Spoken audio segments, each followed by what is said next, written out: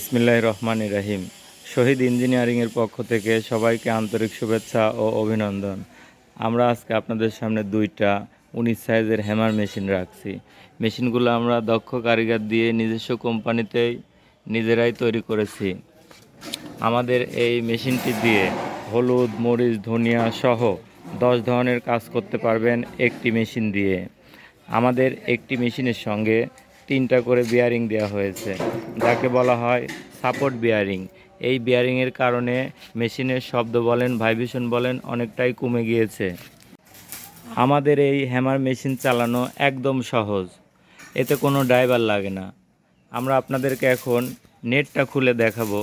আমাদের এই মেশিনে নেট চেঞ্জ করা একদম সহজ।